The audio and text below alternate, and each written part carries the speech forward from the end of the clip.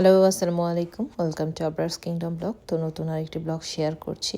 তো আজকে হচ্ছে আমরা চাঁদপুর থেকে ঢাকায় চলে যাব, তাই ভাবলাম যে একদম ভালো করে একটু চালটা পরিয়ে তেঁতুল দিয়ে বানিয়ে খাই। আবার কবে আসা হবে তা জানা নেই, তো সেজন্য ভাবলাম একটু ভালো করে খেয়ে নিই। আর আম্মু এখানে হচ্ছে সব ব্যাগ রেডি করছে, আমাদের সব গুছানো শেষ, আমরা এখন বের হয়ে যাব। আম্মু হচ্ছে বেডশিটগুলো চেঞ্জ করে রেখে গিয়েছে। আর এই যে আমার বাচ্চাদের হচ্ছে আমি রেডি করে দিয়েছি, তারা এই যে রেডি হয়ে এখানে বসে আছে গাড়ির অপেক্ষায়।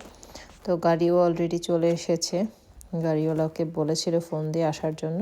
তো 2টা গাড়ি এসেছে, যেহেতু আমরা মানুষ বেশি ছিলাম। তো এবার গ্রামের বাড়িতে এসে মজাই লেগেছে, কারণ বাসার যে পরিবেশ ছিল পুরো শহরের মতোই, বাথরুম কোনো কিছুতেই কোনো সমস্যা হয় নাই। তো এরকম গ্রামের বাড়িতে থাকতে ভালোই লাগে। তো গ্রামের বাড়িতে আমাদের আগে হচ্ছে ঘর ছিল, তবে সেটা ছিল টিনের ঘর। তো আব্বু হচ্ছে যখন পর্তুগালে আসে তার আগে হচ্ছে বিল্ডিংটা করে আসে। তো আমার এই ফার্স্ট টাইমই হচ্ছে যাওয়া হয়েছিল। তো আগে হচ্ছে গ্রামের বাড়িতে গেলে চাচাদের ঘরে বা জ্যাঠাদের ঘরে থাকতাম, আমাদের তেমন বেশি গ্রামে থাকা হতো না। আর এখন যেহেতু নিজেদের ঘর আছে, ভালোভাবে করে রেখে এসেছে আব্বু, তো এখানে গিয়ে আর কি থাকা হয়। আর টুকটাক আম্মু প্রয়োজনে যে ফার্নিচার সেগুলোই কিনেছিল। তো এই যে আমরা হচ্ছে লঞ্চ ঘাটে চলে এসেছি। আমরা সবসময় লঞ্চেই যাতায়াত করি, কারণ লঞ্চে যাওয়াই হচ্ছে আমার কাছে খুব ভালো লাগে। যদিও সাঁতার পারি না, বাসে আমি উঠতে পারি না, তো সেজন্য বাসটা অ্যাভয়েড করি সব সময়। তো আমরা আস্তে আস্তে প্রায় 11:30 বেজে গিয়েছিল। তো এখন যেটা ছাড়বে সেটাতেই আমরা উঠবো। এই যে 12টার সময় রফরফ ছাড়ে, তো রফরফে উঠবো।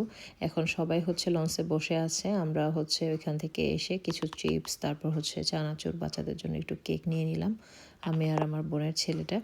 তো এই যে আমি লঞ্চে উঠলে সব সময় এই বুটটা খাই, এটা আমার কাছে খুব ভালো লাগে। তো আমরা হচ্ছে যে যার যার সিটে বসে গেছি, আর আবরার হচ্ছে বায়না ধরেছে, একটা লোক খেলনা নিয়ে এসেছিল, সেগুলো সে কিনবে। তো এই যে পুরা লঞ্চের যে ভিউ সেটা দেখেন, কত মানুষ লঞ্চের ভিতরে। চাঁদপুর থেকে লঞ্চে ঢাকায় যেতে প্রায় 3 ঘন্টা 3.5 ঘন্টার মতো লাগে।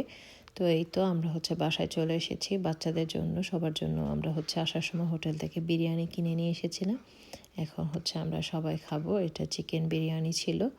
তো আমার ছোটো ভাই হচ্ছে হঠাৎ করেই প্ল্যান করলো যে রাতের বেলা বারবিকিউ পার্টি করবে আমাদের ছাদে। তো সেজন্য সে চিকেন নিয়ে এসেছে, চিকেন ম্যারিনেট করবে। আর এখানে হচ্ছে আমার ভাইয়ের বউ বাচ্চাদের জন্য অল্প একটু চিকেন ম্যারিনেট করে এখন এটাকে ফ্রাই করে দেবে। ওরা তো আর ঝালটা খেতে পারবে না, তো সেজন্য ওদের জন্য ঝাল কম দিয়ে এগুলো ভেজে নিচ্ছে। এই যে অলরেডি কিছু ভেজে দিয়েছে, তো বাচ্চাদের সাথে আমিও টেস্ট করছি, ভালোই হয়েছে। আর এখানে হচ্ছে আমার ছোটো ভাইটা যেগুলো বারবিকিউ করবে সেগুলোকে ভালো করে সব মশলা দিয়ে ম্যারিনেট করে নিচ্ছে। আর ও হচ্ছে নিচ থেকে আসার সময় হোটেল থেকে নান রুটি নিয়ে এসেছে, নান রুটি দিয়ে খাবে। তো এই যে ছাদে হচ্ছে আগুন ধরানোর ব্যবস্থা করছে, পেপার দিয়ে আগে আগুন ধরিয়ে নিচ্ছে। এইভাবে প্রায় সময় আমরা যখন দেশে ছিলাম তখন এরকম ছাদের মধ্যে বারবিকিউ পার্টি করতাম, মজাই লাগতো। তো আমার ছেলেরা মেয়েও ছাদে চলে এসেছে। আমার মেয়েটা তো ভয় পাচ্ছে না, সে আগুনের কাছে যাবে। তো আমার বোনের ছেলে হচ্ছে তাকে একটু দূরে সরিয়ে নিয়েছে। আর এই যে আবরারও লুঙ্গি পরে চলে এসেছে সে দেখার জন্য। তো আবরার যে ফুফাতো বোন, ও হচ্ছে ওর লুঙ্গিটা ঠিক করে দিচ্ছে। আর এখানে এই তো আমার ভাই অলরেডি দিয়ে দিয়েছে 5 পিস চিকেন, আর আমার ছোটো বোনকে বসিয়ে দিয়েছে একটু বাতাস করার জন্য। ওকেও আজকে দাওয়াত করেছে বারবিকিউ খাওয়ার জন্য, ও আর ওর জামাই আসবে। আমি ঢুকতে চাই ওই বলের মধ্যে, বলের মধ্যে ঢুকতে চাই। তো প্রথম ব্যাচে যেগুলো হয়েছিল সেগুলো ঘরে পাঠিয়ে দিয়েছে। তো আম্মু আর বাচ্চাদেরকে নিয়ে আমি বসে গেছি। তো আমার হচ্ছে একটু ঝাল হয়েছে তাই খেতে পারছে না, তো একটু একটু করে রুটি খাচ্ছে। আর আম্মু বারবিকিউ ওরকম পছন্দ করে না, উপর থেকে শুধু একটু পোড়া যে অংশটুকু সেটা দিয়ে রুটি দিয়ে আর সালাদ দিয়ে খাচ্ছে।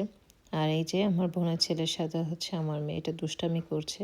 তো আমায়কে হচ্ছে ছোট ছোট টুকরা করে রুটি দিয়েছিলাম, সেটাই তার কাছে ভালো লাগছে, কারণ রুটিটা একটু মিষ্টি ছিল, সেই জন্য সে একটু একটু করে খাচ্ছে।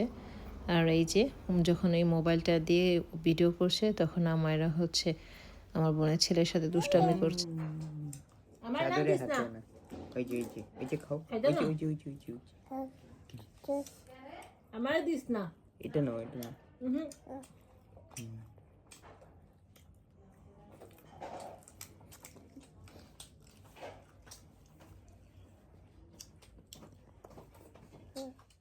তো লাস্টে যেগুলো হয়েছে সেগুলো এখন হচ্ছে আমার ভাই, ভাইয়ের বউ আর ছোটো বোন, ছোটো বোনের জামাই ওরা হচ্ছে বসে গেছে টেবিলে খাওয়ার জন্য।